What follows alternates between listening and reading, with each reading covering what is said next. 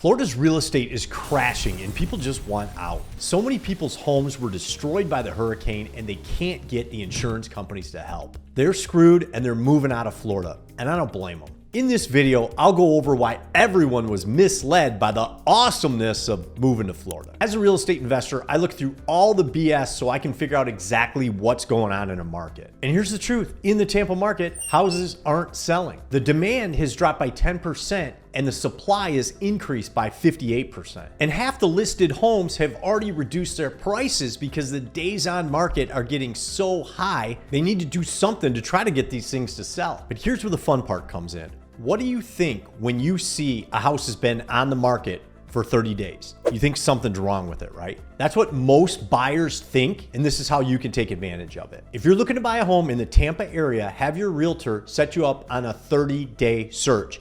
That means once a home's been on the market for 30 days, you're gonna get an email notification letting you know it's there. Those are the homes you should be targeting in this market, not the houses that hit the market day one, because those are the sellers that are already a little concerned because their days on market's getting higher. It's starting to look like maybe something's wrong with their home and they might be willing to make a deal. They've already probably reduced their price and they might be willing to do it more. So this is an excellent time to buy because you can buy at a lower price, but you will have a higher interest rate. Now they're starting to come down, and when they do, you'll be able to refinance and lower your payment. But don't bet on that. Make sure you buy a home that you can afford today at these current interest rates. But the best part is everybody else is scared of these high interest rates and they're not watching the market. So you have zero competition right now. So get out there and start looking at some homes. Now we just had Hurricane Helene roll through, and that's really gonna do a number on the housing market here in the Tampa Bay area. That storm surge caused significant damage, and there's a lot of people that are just without homes and are really struggling right now. And that takes a current housing market that's already struggling and starting to soften and makes it 10 times worse. Now to give you an idea of how much damage this hurricane did, Moody's has the property damage estimated at $15 to $26 billion. Now that's a ton of money to you and me, and it seems like a hole we could never be able to dig out of. But let me put it into perspective. The United States government has already given Ukraine $185 billion.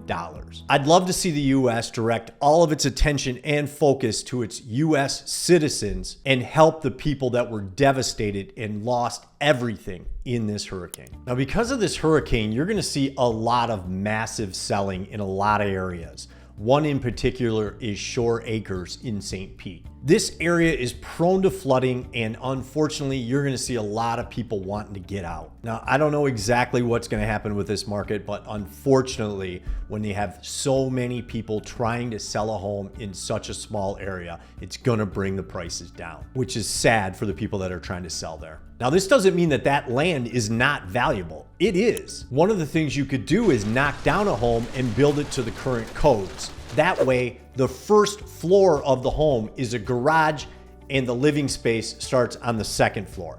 In case flooding ever happens again, you only got your garage that would take on water. There's no living space on that first floor. And that new home would also have hurricane-proof windows, reinforced door jambs and doors, and roof straps to keep the roof from blowing away. The thing would basically be bulletproof. So that's an area to keep an eye on. Now here's a great tip for future hurricanes in Florida. Every time we get one, my parents call me and they're like, "Oh my gosh, you're all gonna die. Did you leave Florida yet?" Because they watch the news and the news makes it sound 10 times worse than it is. And not everyone in Florida is always affected by every hurricane. So down here, we follow meteorologist Dennis Phillips, and you can follow him on Instagram. He really knows what's going on and he doesn't try to sensationalize the news. And in Florida, the rule is nobody panics until Dennis Phillips panics. Now with all these storms, rising insurance costs has been a pretty big problem. Florida's got the highest home insurance premiums in the country. The average premium reached $10,996 in 2023, and 11.9% of residents plan to move because of insurance costs. Now, just to be clear, that average insurance cost takes in all those big, beautiful homes on the water and houses like mine. Now, we bought a $440,000 home and we pay around $2,200 a year in insurance. And it's really important what neighborhood you choose to live in. We live in a non-flood zone, non-evacuation zone here in St. Petersburg, Florida.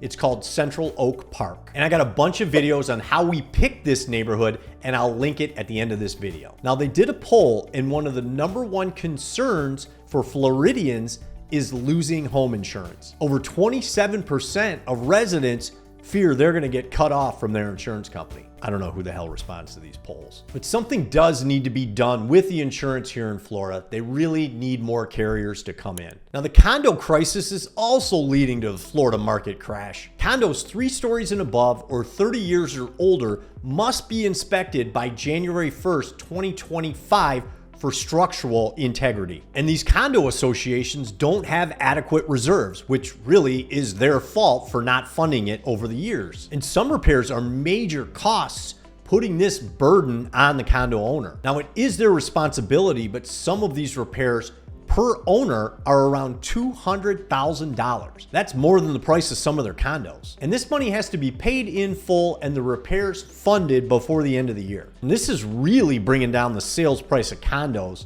And you can find some condos in St. Pete for under $100,000 that you could potentially still rent out for $1,500 a month. Might be a good deal. So I just bought my new home in Florida, and here's why I'm not freaking out about the market.